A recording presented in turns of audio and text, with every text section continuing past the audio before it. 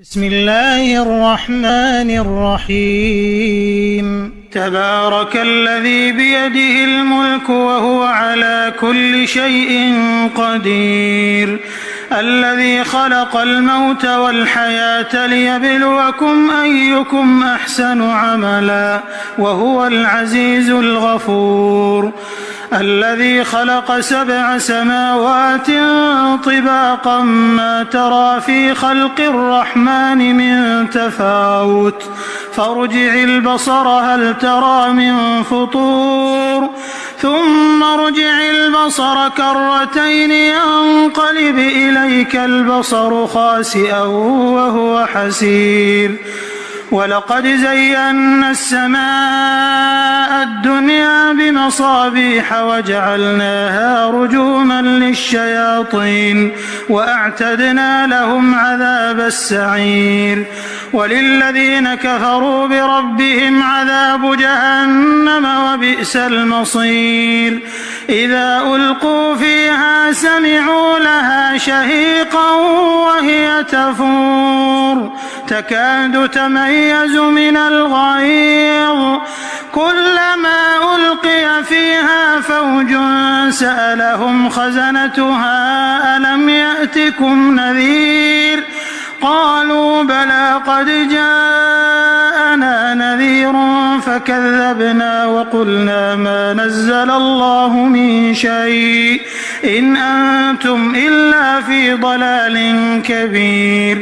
وقالوا لو كنا نسمع أو نعقل ما كنا في أصحاب السعير فاعترفوا بذنبهم فسحقا لأصحاب السعير إن الذين يخشون ربهم بالغيب لهم مغفرة وأجر كبير وأسروا قولكم أو اجهروا به إنه عليم بذات الصدور ألا يعلم من خلق وهو اللطيف الخبير هو الذي جعل لكم الأرض ذلولا فامشوا في مناكبها وكلوا من رزقه وإليه النشور أأمنتم من في السماء أن يخسف بكم الأرض فإذا هي تمور أم أمنتم من في السماء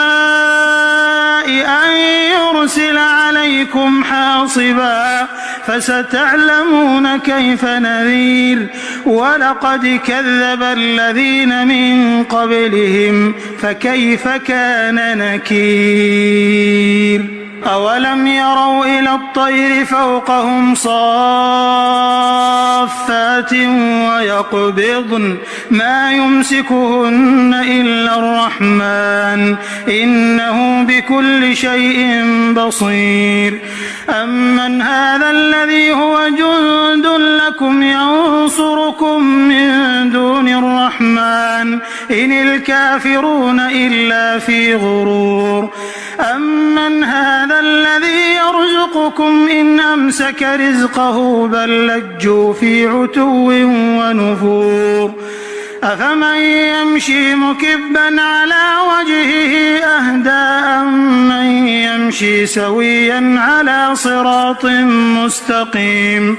قل هو الذي أنشأكم وجعل لكم السمع والأبصار والأفئدة قليلا ما تشكرون قل هو الذي ذرأكم في الأرض وإليه تحشرون ويقولون متى هذا الوعد إن كنتم صادقين قل إنما العلم عند الله وإنما أنا نذير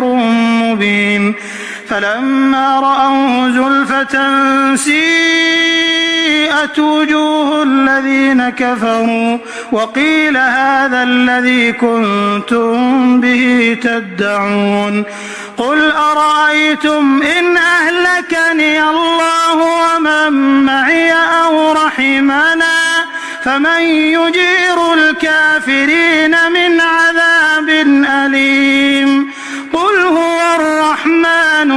آمنا به وعليه توكلنا فستعلمون من هو في ضلال مبين قل أرأيتم إن أصبح ماؤكم